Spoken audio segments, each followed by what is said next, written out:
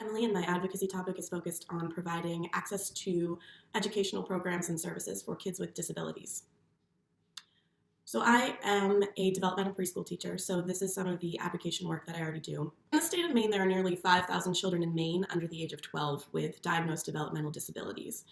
The Child Development Services, or what we call CDS, is the largest coordinator of child disability services in Maine, and they are the program that is responsible for funding services for low-income families. They also provide them with necessary therapies and evaluations of their diagnoses. They are really finding themselves limited by a lack of funding. Right now, there are many children with IEPs with scheduled services that are not actually receiving them.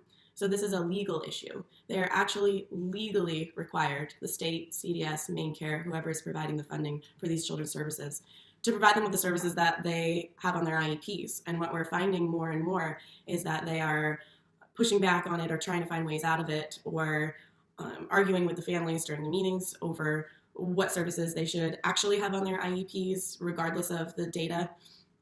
And this is due, of course, in lack of funding and feeling like their hands are tied. So what we see in the schools with children who are diagnosed that aren't receiving services is a trickle-down effect. So obviously it impacts the children significantly. I'm a huge advocate for early intervention, so that means helping the children that are in need before they get to a point where they're failing. And unfortunately, the state seems to work on a failure model. So what a failure model is when a child is receiving any sort of disability care within an education system, they need to basically hit rock bottom. They need to fail before they are reassessed and given what they actually need to be successful, or what the state calls adequate. So the child doesn't actually need to excel or even be by our standards, what would be successful. They need to adequately prove that they have made some sort of progress, regardless of whether or not that is agreeable to the families or that helps them with their success in the future. They just basically need to come up with the data that says, yeah, the kid is not hitting rock bottom anymore. It's okay, let's move on to somebody else. And I don't think that's fair. So a good deal of my topic is going to focus on speaking with legislatures, speaking with CDS and Maine Care to get the point across that the children who are provided with these services need what is on their actual IEPs, and they need to be reassessed more frequently than the reassessments that they're receiving now, which is pretty much only yearly at this point.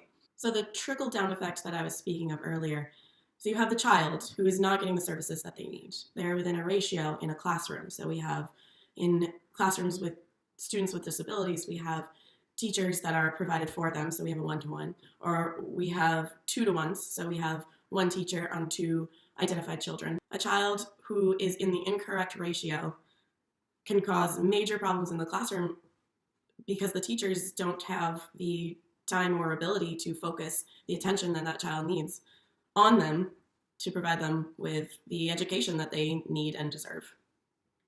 Many times when we enter these IEP meetings with CDS or with Maine Care, they come in ready to argue with the teachers and with our school about what these children should be receiving. So their goal is to cut down on therapy time. So a 90-minute speech therapy, usually at annual meetings, they're prepared to cut down to 60 or 30, depending.